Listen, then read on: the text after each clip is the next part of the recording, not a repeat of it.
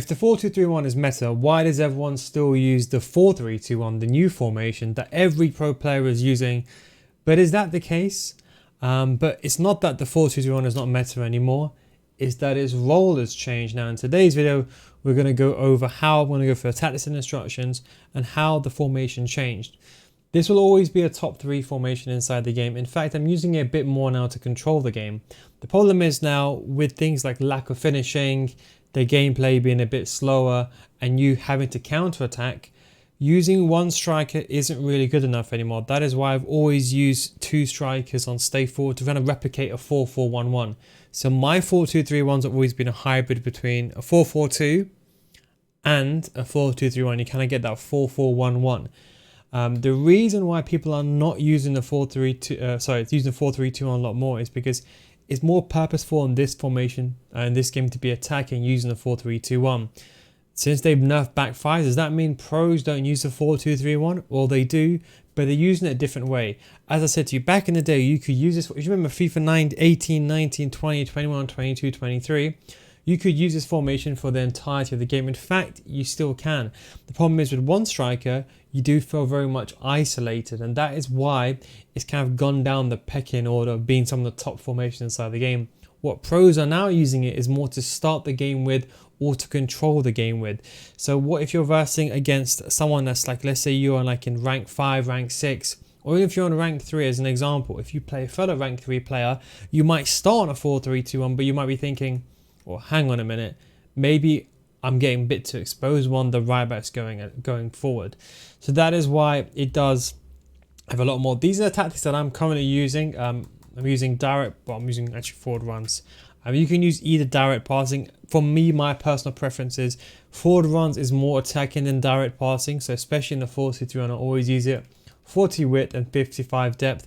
You can always increase the depth a little bit more to be a bit more aggressive.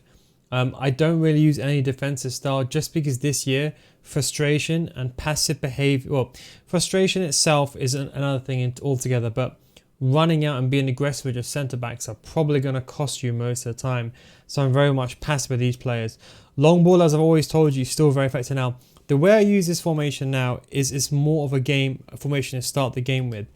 As you know, these 3 cams, they haven't got to get in behind. The way you make them make runs going forward when you win the ball back is long ball. The thing with this formation as well is what this formation had that was very effective before was the butterfly wings. Yes, you can still do the butterfly wings if you're an old veteran user of mine. The thing is, it's been nerfed a bit this year, but you can still do them. The best thing to do with this is to use the player lock and run down the wing. So you ideally need fast players here. Ideally a good playstyle like a rapid or a quick step as well to give you that extra oomph when you do have the ball to quickly escape from your opponent. And then I've got forward runs, the width's on 50, players in the box. It kind of depends on how you play.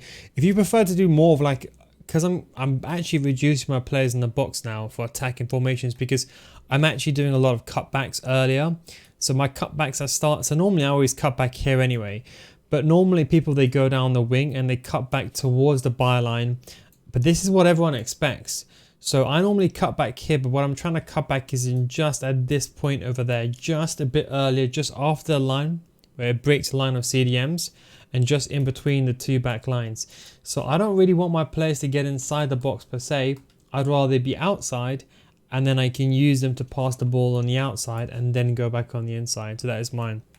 As I said, it attacks in a 4-4-1-1. This is more of a formation to start the game with and control the game. This is still one of the top 3 formations inside the game, and pros still use it in this way. You don't see the way that they use it.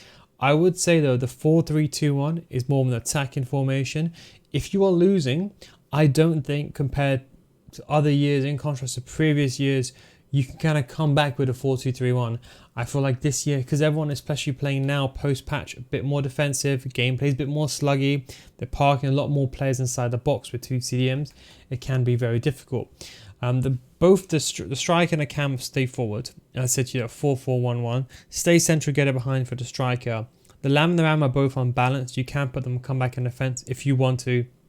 Now, the best thing about this formation is the 2 CDMs. I think post-patch this formation has now become even better. The reason why is because everyone is struggling to shoot. They're kind of overloading the central areas.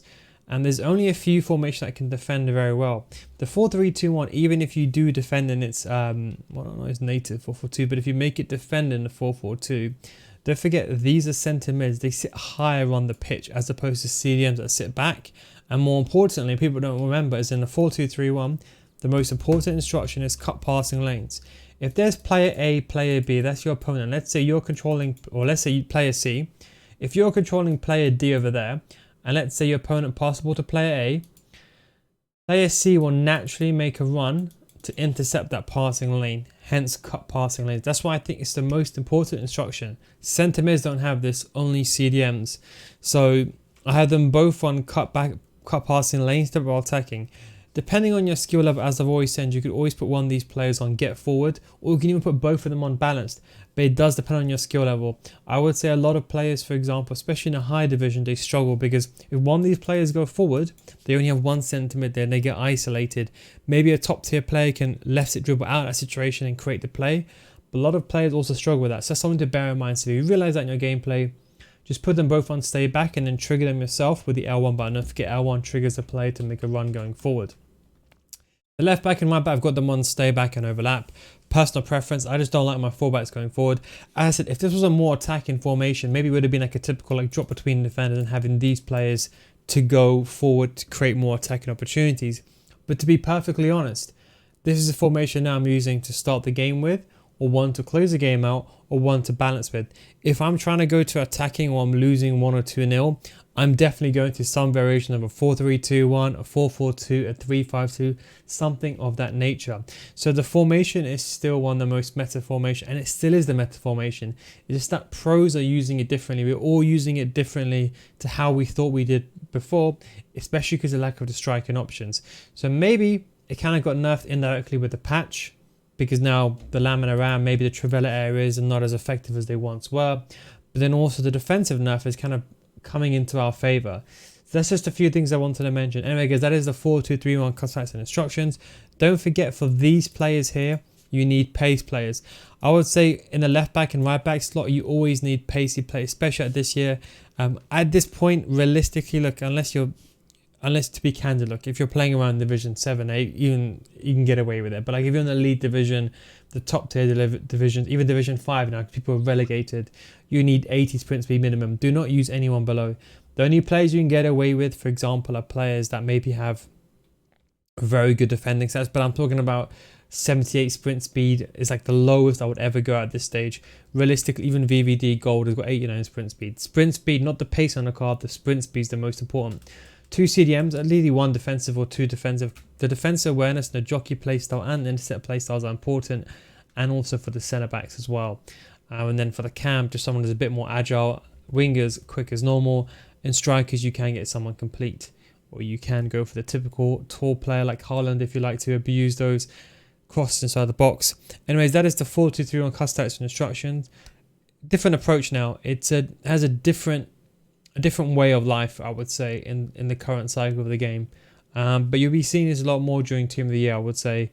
So Team of the Season, should I say, coming in the next few months. So anyway, thanks for watching. Don't forget, if you enjoy my FC School, patreon.com/Neil guys. Links down below in the description. Don't forget, if you don't get bet after 1 month, guys, we'll refund your money. That's a Neil guys guarantee. We go through everything, including these formations, how to play it, how to set these formations up, and why these formations are so effective. I'll show that as well on my Patreon. You can click on that down below in the description. Anyway, thanks for watching. Take it easy, and I'll catch you next time. Peace out.